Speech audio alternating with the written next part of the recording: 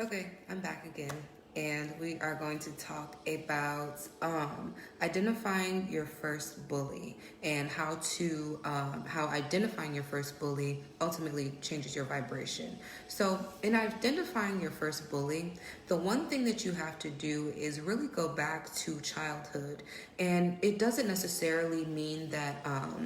It's your parents. It could be a cousin, an aunt, someone who has been detrimental to not only your emotional health, but it could possibly be physically as well. So some people's first bully is in school, and some people's first bully is in the home. Mine was actually in the home. So I experienced, from about the time when I was 9, consistent bullying from my mom's long running boyfriend. And he would always, say things to break my spirit, to try and put this idea into my head that that I deserved less than what I know I deserve now, which is abundance, love, prosperity, things like that.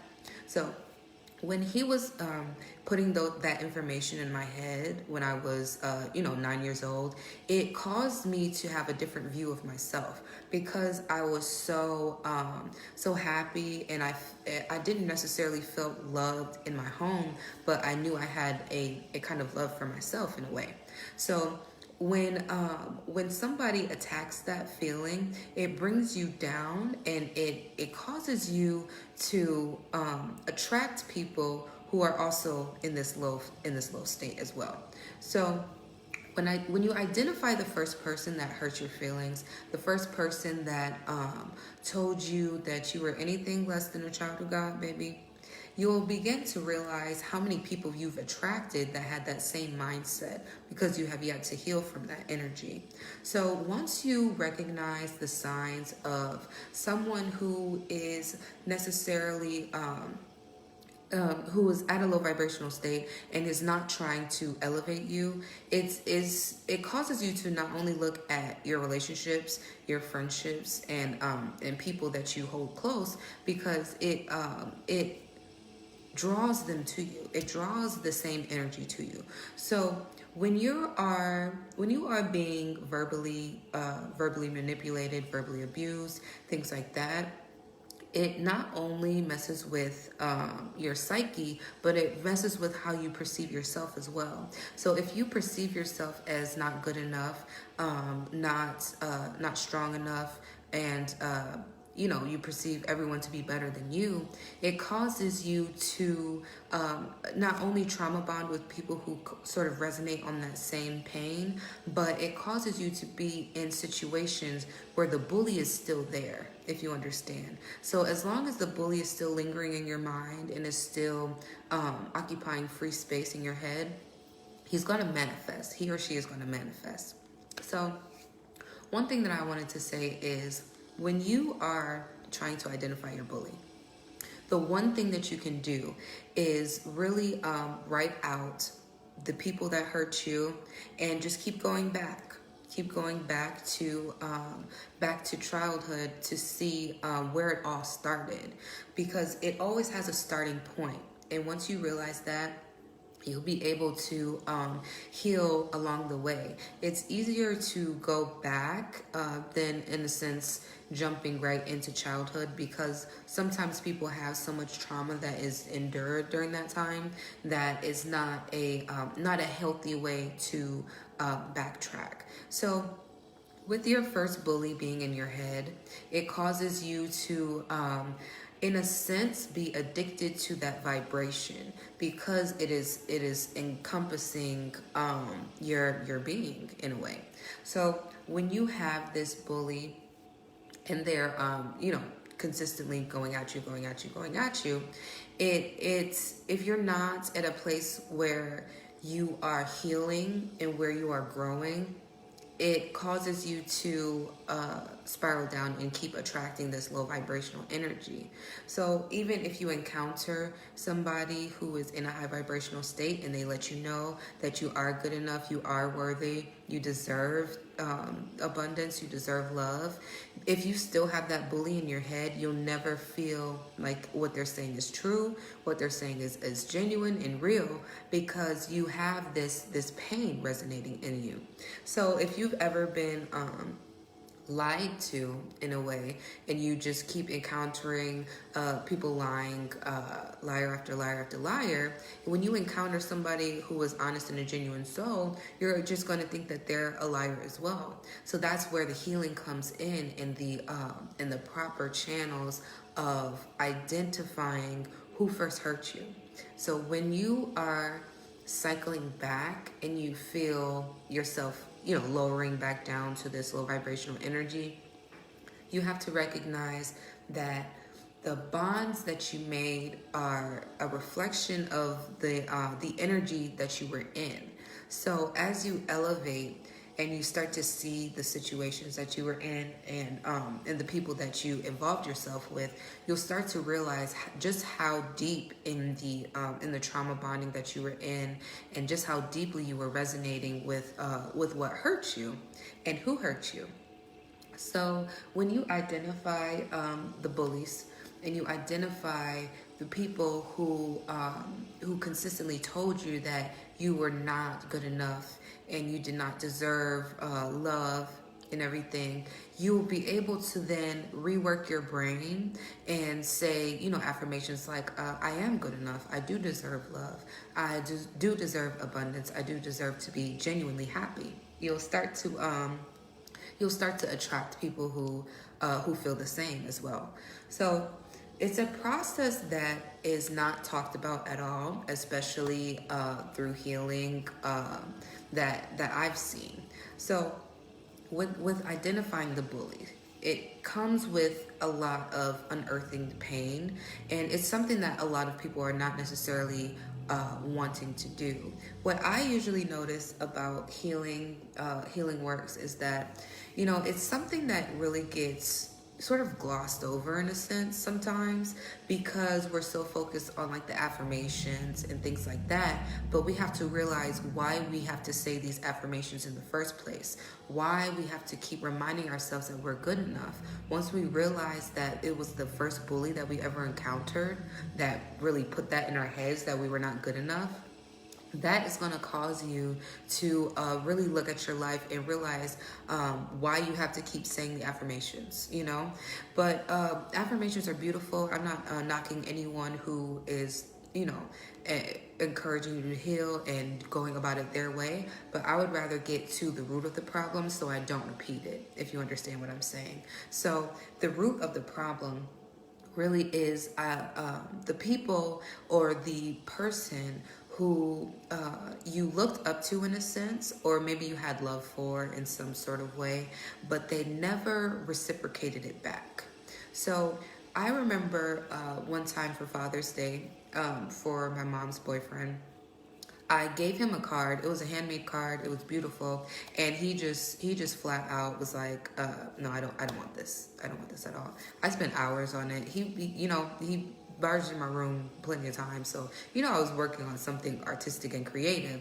So that was a way to diminish my feelings of myself and of my art and my creations, if you understand what I'm saying. So it took me a very long time. I'm 26 now. It took me a long time to realize that no matter what I put out artistically is good enough, because it came from me and it came from my heart. So it's something that comes with me judging myself before I even put things out there. So that's another thing that I'm still trying to rework as far as the bullying that happened to me when I was younger, because I know that I have so much to offer the world, but at times I'm scared to give it to the world, if you understand. So the self-judgment, the self-ridicule, and things like that are still something that I'm working on and still trying to rework in my brain. So I don't have these judgments of myself no more. So when you realize that the energy that is holding you back is from the people who have bullied you, or the person who bullied you from the start. And it really makes you take a look at every situation that you were in, every person that you connected with, because they have a piece of that bully in a way. They always carry a piece of the bully, because like I said, when you're at this state, if you meet someone who's genuine and who is kind and who genuinely wants to help you, it's always going to, you're always going to attack them in a way, because you still have this low vibrational feeling swirling around your vibration. So like I said, if you've been lied to your whole life and you finally meet someone who's genuine, you're just going to think they're lying as well. So it's a pain that has to be reworked, and it's harder for me, basically because of it being family and it being some people that I was supposed to trust. So it's hard for me to let go of that inner child who was told that she was not good enough, because it came from people that I was supposed to look up to and supposed to learn life from. So when it comes from like your parents and things like that, it takes a while for you to not only recognize how deep it went, but to recognize what all you have to heal from, okay? Because trust me, I thought that the healing journey was going to be not smooth, but easy process. But then I noticed that because he was hurting my mother as well, that caused her to hurt me as well. So when the pain keeps jumping from body to body to body, it's like it's just a continuous cycle until somebody stops, recognizes it, and chooses to heal from it. So it's one of those things that it's a personal choice and it's an active daily choice to heal. But again, once you recognize who hurt you first, you'll be able to release them and release everybody who came along that path, and you'll finally be able to be at this high vibrational state. I'm still working my way up to the level that I want to be in, which is really not caring so much about not necessarily what people think of me, but the people that I've trauma bonded with. I still have them in my vibration because I still haven't really healed completely from my first bully. So it's hard for me to get them out of my head in a way, because I'm still working on that first bully. I'm still working on it. So with the release comes peace, honestly. And it's a beautiful thing, because I feel so much at peace right now. And I know, like, as soon as I, keep working and keep growing, I'm just going to get more peaceful, more abundance, and it's just going to keep growing and snowballing from there. So once you start this journey, just understand that it's going to feel lonely at first, but you are never alone. You always have angels by your side. You always have these high vibrational energies and people that you have to look forward to meeting, because it's because we have been at this low vibrational state for so long. It's hard for us to even see that the good people, because it's only like in movies and TV and things, especially if you created a whole life in a low vibrational state. It's hard for you to see genuine souls and genuine people. So once you're able to really just release everything and release everyone, life becomes so much easier, and everything just really flows. I feel like when we release everything, it has no choice but to put us in a high vibrational state, a new energy, because you're no longer entertaining this energy down here. You're only seeking the high vibrations. And one thing that I wanted to let you guys know is that there are low vibrational people who have, money, status, fame, and everything like that. And it's because they have trauma bonded so deeply, and they've created a life in this energy, So it's hard to want to grow in a sense, It's hard to want growth when you see so many people being rewarded from the trauma bonding and from their pain. But I'm trying to tell you guys, the more you grow, the lighter you feel, the more beautiful life gets. And that's the one thing I want, is a beautiful life, a life filled with just peace and genuine souls around me, divine connections, divine partnerships, romantic, whatever it is. I want to feel safe around people, not only women but men, and I want to just continue to call this healing energy into me, so that you know, any low vibrational person won't even feel comfortable approaching me, you know.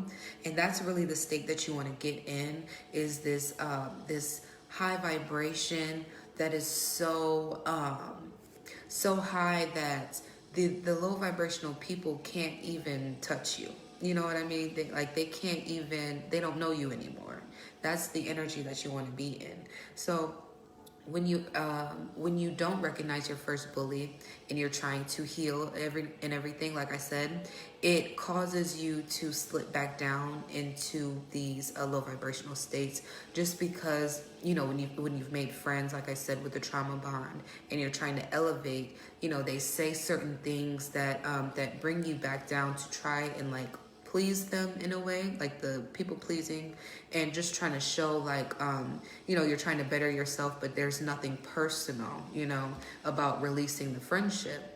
So in that sense, it can be very detrimental, because once they got you back down here, it's like you're stuck again. You're stuck in that cycle. And I'm 26 now, and I'm just now breaking out. So imagine, you know, you're trying to heal, and you're still trying to entertain people on this low vibrational frequency that you met. They're just going to keep finding ways to try and bring you back down. So, and bring you back to your comfort zone, you know, because you've been in that state so long and you didn't even recognize what kind of state it was, because you still had a job, you still had money, you still had friends, but it's the energy that it is. That's what it is. The energy of these friendships and the energy of this this low vibrational frequency. So once you get to the point where you can recognize and you can really look down and see, you have to cut them off. I know how much it hurts. I know how much it will probably pain you, but I'm telling you now, engaging with them is going to make the healing even harder. So I'm going to leave you guys just with this video. I did 2 videos today. So I'm going to come back and show you how to heal, you know, using magic to help assist you in your healing journey. And I will talk to you guys later.